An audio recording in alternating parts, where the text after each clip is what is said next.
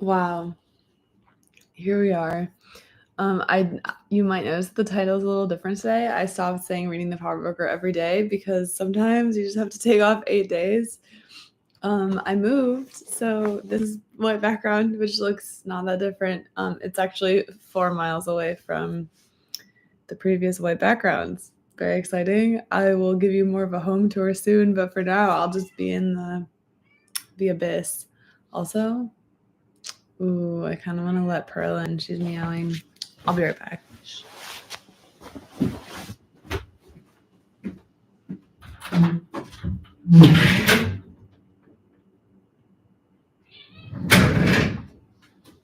Okay, she has arrived. Yay. Wow, I'm back. Sorry that I took 8 days off. I really have no explanation. I just kept thinking like, man, I'm not in the mood to read this big book. But I have summoned the energy this time. And I moved apartments. So I think moving apartments has something to do with it. Before, if I had like free-ish time, I would be like, oh, Power Broker. And now, then when I was moving, I was like, oh, I should spend my time packing stuff in boxes.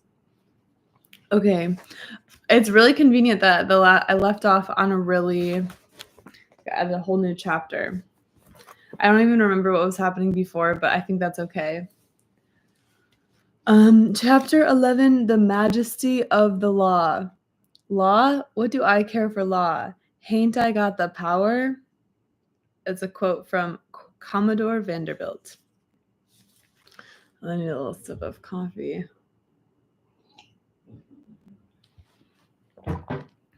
The referendum on the $15 million park bond issue was still 7 months away.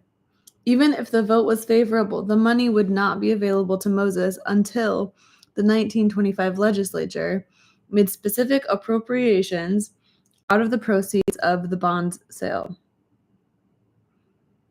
Okay. And then the $15 million is from Al Smith, I'm remembering. But at Smith's request, the 1924 legislature appropriated $225,000 from general state revenue to allow Moses to begin work. With some of this money, he rented a suite on the 14th floor of... Oh, wow, look who it is. Pearl, you just made me lose my place because I got so excited to see you. There we are. Page 181. With some of the money, he rented a suite on the 14th floor of the Vincent Building at 302 Broadway, diagonally across from City Hall. From the windows of the suite, he could see beyond City Hall, the municipal building on the 14th floor of what he had once watched his civil service rating forms gathering dust in a corner, and in which he had considered himself lucky to have even a desk of his own. Aw, thanks. Yeah, I love her. I think she's the best. Now he reserved the large corner room of the suite for his own, laid down expensive carpeting, and hung up expensive drapes. He purchased, for his own use, the most prestigious automobile in America, a black Packard limousine, and hired a chauffeur. He fulfilled the office with his friends, from Benjamin Van Schaik, quote, I never forgot what he did for me during the war, and as soon as I could, I dug him out and brought him into the commission as executive secretary. I don't know what Benjamin Van Schaik did during the war. Okay, and another person that he hired for the office was his Yale roommate, Raymond P. McNulty, its counsel right down to the secretaries. And then Robert Moses, who had spent 4 years of his life arguing that personal considerations such as friendship should never be allowed to influence civil service appointments and that no civil servants should be exempt from competitive examinations, worked quietly through Smith's office to exempt his friends from civil service estimations. Wow. Pearl, do you like this? Pearl, what do you think? Who should be the mayor? Pearl, what do you think about parks? hold on. Okay. Pearl, what do you think about parks? Yay! What do you think about bulldozing people's houses to make highways? No. Pearl, what do you think about expanding public transit? Yay! What do you think about this book? Yay! Okay, I'm letting her go. I think she's getting sick of me.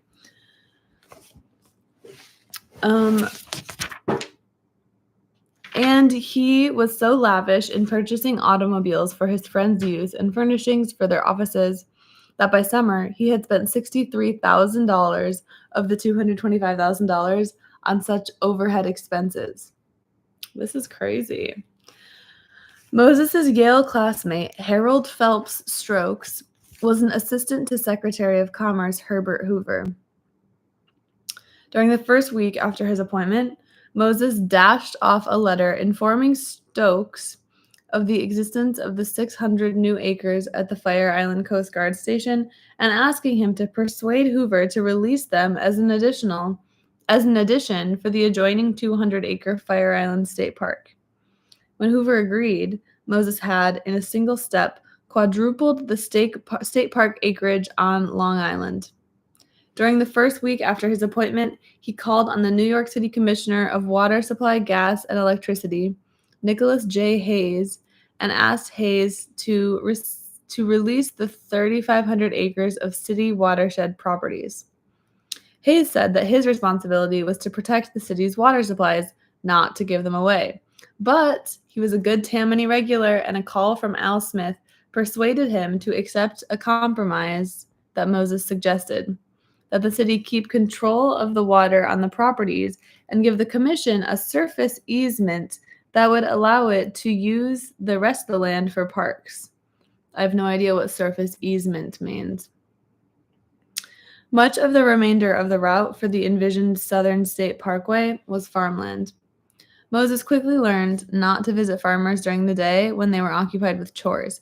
Instead, in the twilight of Long Island spring evenings, a big black Packard and uniformed chauffeur would be standing in the front yards of neat little farmhouses in Valley Stream, Rockville Center, and Merrick while inside.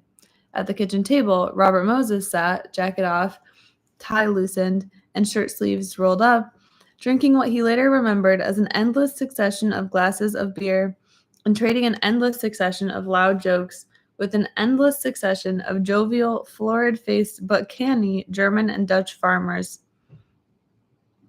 trying to bargain them down to the price, $1,200 per acre, that he had set for right-of-way. Soon he had obtained options from a dozen farmers from whom he needed infertile land or land on the very edges of their farms, for which $1,200 per acre, payable by June 30th, 1925, out of the anticipated legislature appropriation, was a good price. Approaching the socialites who headed the corporation that he had purchased the old Taylor estate next to the... I think I forgot how to read. Approaching the socialites who headed the corporation that had purchased the old Taylor estate next to the Timber Point Club in East Islip and turned it into a hunting preserve, he received a pleasant surprise. They'd visited the estate only once in 1923 and were thinking of selling. Talking to them earnestly and winningly of the public service they would perform by selling the estate, he persuaded them to accept $250 and give him an option, subject to approval by the other stockholders, to purchase the estate for $250,000, payable by June 30, 1925. After he worked on the owners of the land he coveted at Hampton Bays and Sunken Meadow, he gave them similar options. The Montauk Point and Lloyd Neck owners seemed ready to follow suit. By the end of 1924, he seemed well on his way to establishing a state park system on Long Island on the basis of his charm alone. Thanks for welcoming me back. It was honestly a pretty nice break, but I have to get back to it. Lots more to read. But the charm could vanish swiftly. He joked and laughed with the farmers, but when one made clear that he would not sell his land, Moses could change in an instant to quite a different approach. P.G. Rasweiler was one of the 5 burly, thick-headed, red-faced sons of John Jacob Rasweiler. I've heard that last name before, but I don't know where. A Brooklyn-born farmer of German ancestry who had gone broke trying to raise lettuce, spinach, cabbage, and cauliflower on a farm in Valley Stream, and then had sold it and purchased another in Malvern, where, in PG's words, PG is the son, PG Rasweiler, quote, we all 6 of us broke our backs to make it pay. PG remembers well the day the Parkway business started. Parkway business. The farm was doing good, he recalls. Then Moses came one day. He introduced himself as, I'm Robert Moses, representing the state of New York. We're going to build a parkway through this section of Long Island. He was very polite, very diplomatic at first, but when he saw my father wasn't going to sell, he stood up in our kitchen and said, you know, Mr. Rasweiler, the state is all supreme when it comes to condemnation proceeding. If we want your land, we can take it. Father wanted to make an argument with him, but didn't want to have to go to the lawyers. But Moses wanted to take 20 acres from us. The whole farm was only 85 acres. The 20 acres was the choice of the whole farm. It had been woodland, and we had worked hard to get it cleared off. We had just gotten it cleared, and it was just about ready to make money for us. It was right in the middle of the farm. If he took it, all our rows would be cut in half. How could you plow? And he was offering $1,200, the same price he was offering for land on the edges of other farms. That wasn't fair. But when we tried to explain that to him, he wouldn't even listen to us. Father asked him to go on to the north boundary line instead. Father said, if he'd take it from the boundary and not from the middle, he'd give it to the state for nothing. But Moses said no. His whole attitude was, this is where we're going, and that's it.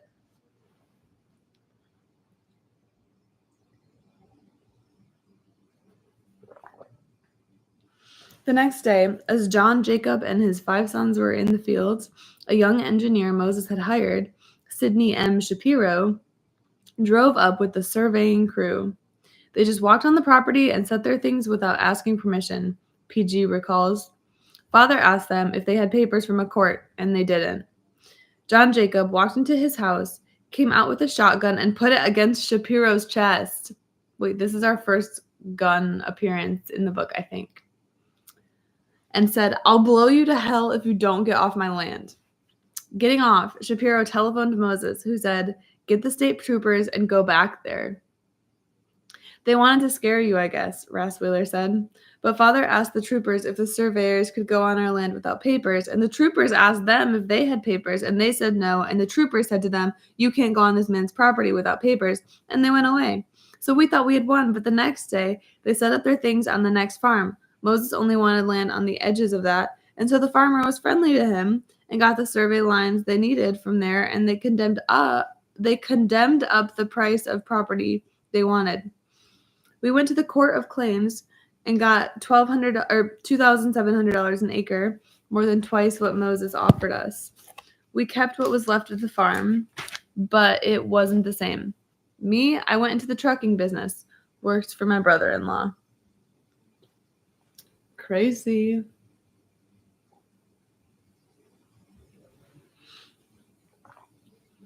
The charm could vanish as quickly with the financier as with the farmer. The Timber Pointers were shocked when they learned that Moses planned to turn the adjoining estate into a public park. Pointing to the spot where the proposed park would run alongside the club's golf course, old Horace Havemeyer, the Sultan of Sugar, growled to his young brother-in-law, stockbroker W. Kingsland Macy. I tell you, Macy, if they get a park over there, they'll have so much screwing you won't be able to tee up a ball. Havemeyer, Macy and Wall Street trader Bull Hollister had even more reason to be disturbed than the other 97 Timber Point members. Timber Point is like the country club. Anxious to attract more of the right kind of people to East Islip, the trio had recently decided to purchase the Taylor estate themselves, divide its 1,486 acres into 30 building lots, and sell them at prices ranging from $50,000 on up to 30 building lots and sell them. Oh, sorry. I read the same line twice. Okay, they're selling them to the Timber Point Club. The proposition promised to be highly rewarding financially as well as socially. Now, to forestall Moses, Havemeyer, Hollister. Okay, that was a confusing comma situation. Let me redo that.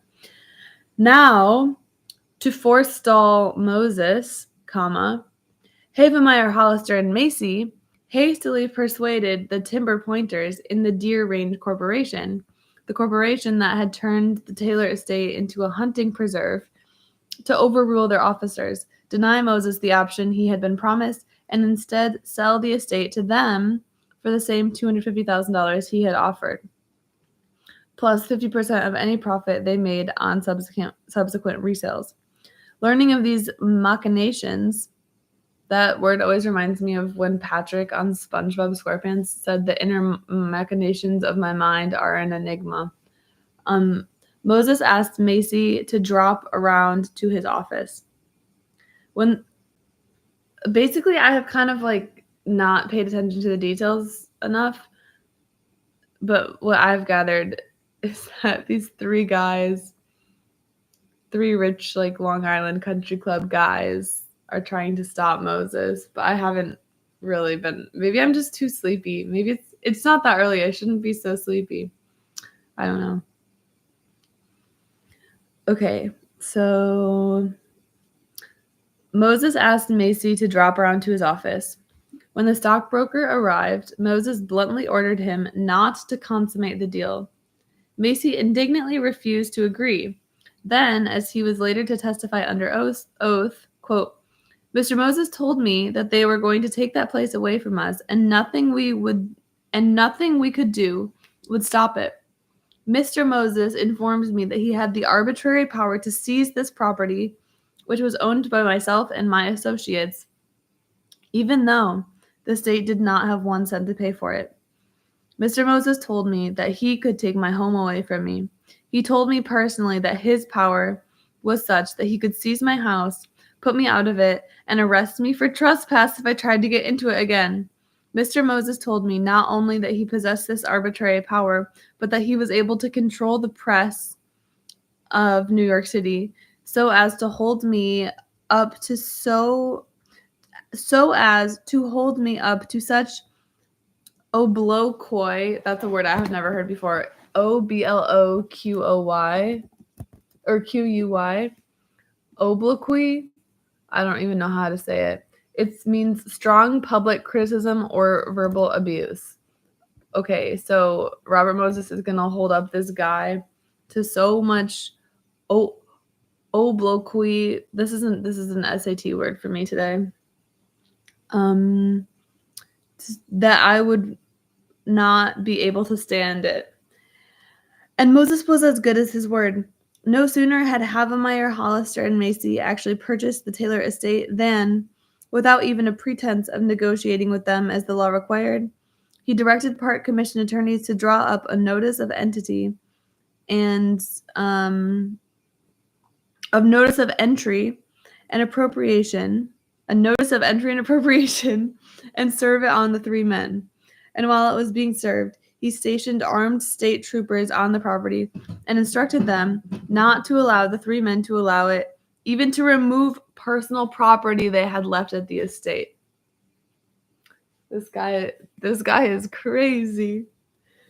The route Moses had planned for his Northern State Parkway ran west to east through the estates of, big list incoming, Mrs. Henry Phipps, Payne Whitney, Klaus Spreckles, Clarence Hungerford Mackay, Henry Carnegie Phipps, Henry Payne Whitney, Francis Garvin, E.D. Morgan, Mrs. Williams K. Vanderbilt, Bronson Winthrop, Henry Rogers Winthrop, and Otto Kahn. The Phippses, Whitneys, Spreckles, McKays, Garvins, Morgans, Vanderbilts, Winthrops, and Kahns refused even to discuss the parkway with Moses.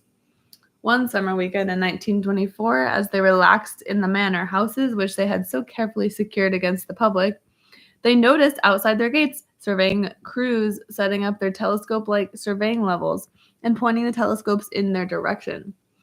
They dispatched servants to inquire what the surveyors were doing, and the servants returned with the information that the surveyors said that they were the information was that the surveyors said they were laying out the route for the parkway. Astonished, the barons took a closer look at where the telescopes were pointing and found that it was right at their houses. In some cases, before the guards could chase them away, the surveyors laid out a line of red and white flags to mark the estate route of the parkway, and the flags marched straight across their lawns and right by their front doors.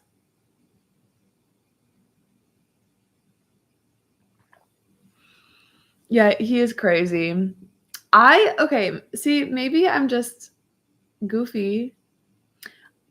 It's interesting to hear about what he's doing at work, but if I'm just so curious about his personal life, like what's his wife doing? Does she still like him? He's changed so much. His kids are probably becoming older now. I'm so curious about his home life. I guess that's the part I'm like craving the most. I know it's kind of cool when he sticks it to the man, but also he's starting to be more scary. I just read, well, I didn't read. I listened to the audiobook of, do you know Julia Fox? It was the Julia Fox audiobook, and it was crazy. It was so different from, like, even though I guess they would be in the same category of like memoir and biography as this book, it was so different. It was really fun though. It was kind of crazy. I listened to it while I was like unpacking boxes and stuff. You're at page 450.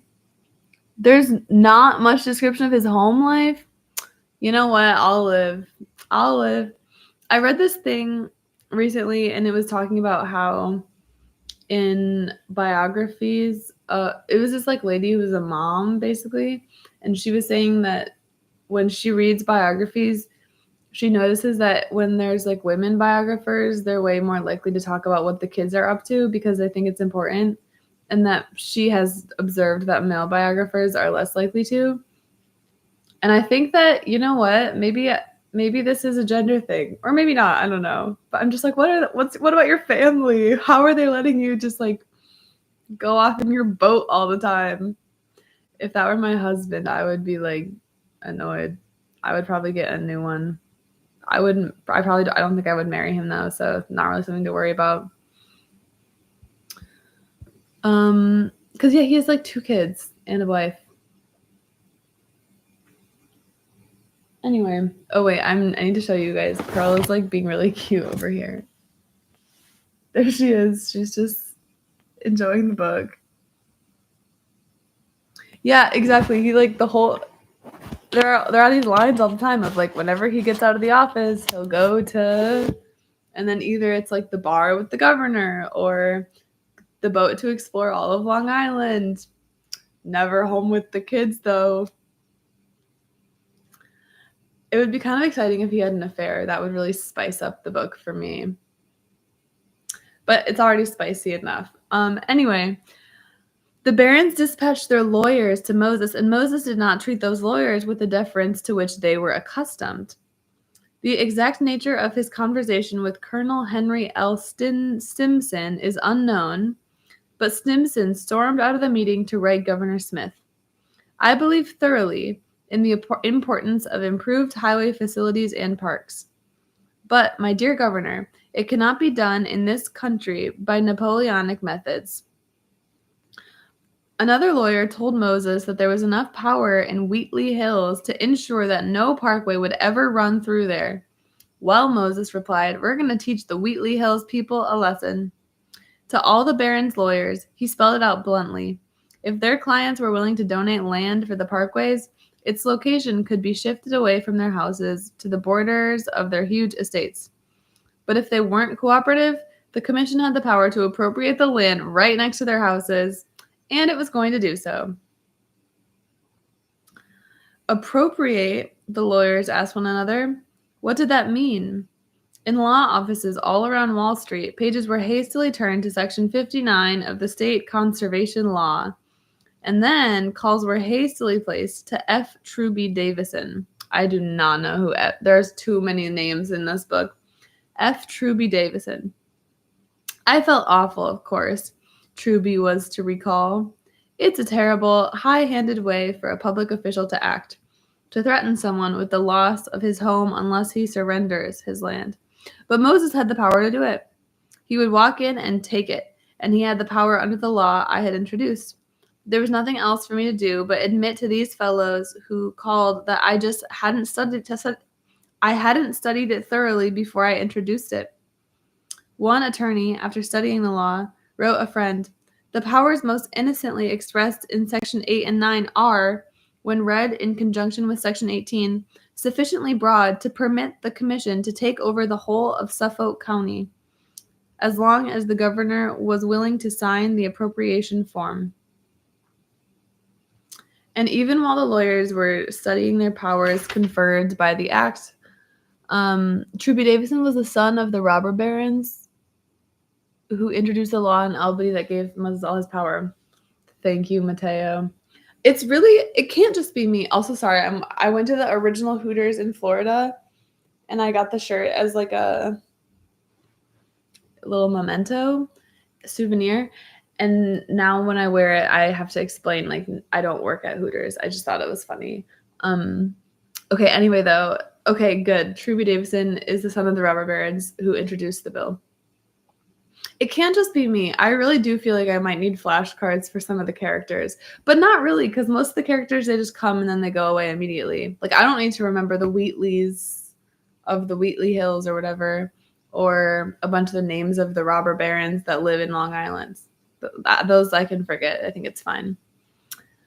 I'm going to read like one more paragraph and then probably call it a day, but I will be back tomorrow. Thanks for my shirt. But if I did work at Hooters, that wouldn't be bad. I just don't. I feel like that would change the vibe a little bit of me, but maybe not. I don't know.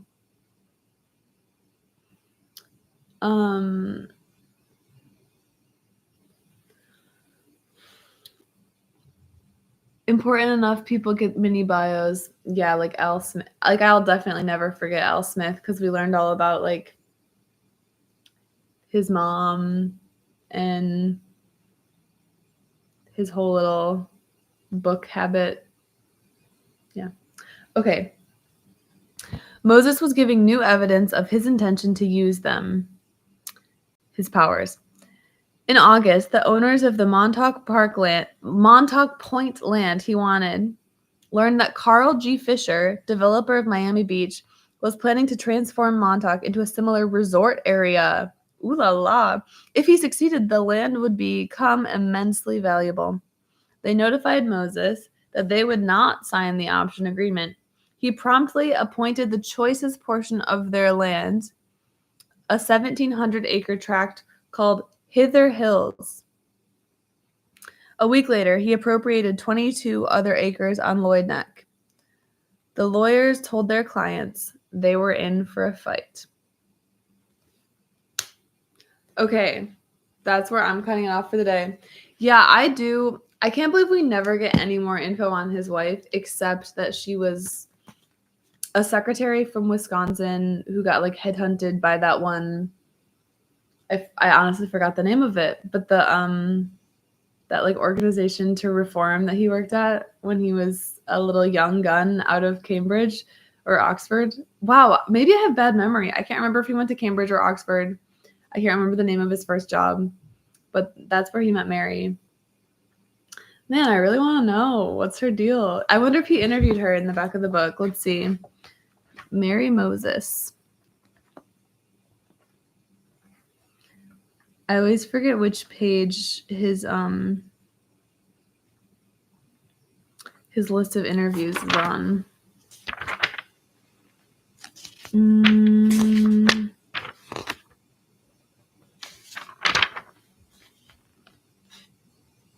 Oh, okay.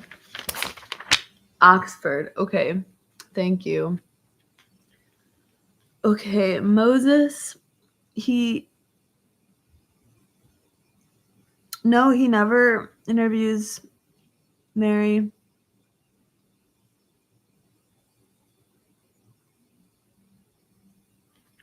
Bummer. Maybe there should be a follow-up Power Broker where it's like Power Broker-S. Just kidding. We probably have enough. There's a story later where she forces Moses to apologize to one of their friends for attacking them in the Times. Wow. Hi, Spencer. Welcome to my... I'm done reading because I think the lighting is too low in this apartment. That was really straining my eyes to read. Spencer helped me move a couple days ago. Lady McPower Broker. Yeah, I think that's the only thing that I feel like this book lacks. Also, explanation in the first chapter of Tammany Hall would have helped me out a little bit. Do you guys know each other? This is crazy. Everyone knows each other. Wow. I'm probably gonna call it because I have more important things to do. You went to school together? That's crazy. I know Spencer's the only person that I've met, like, in this chat that I've met in real life.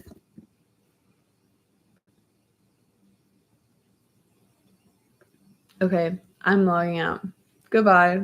Have a good day. See you tomorrow. I promise I'll be back.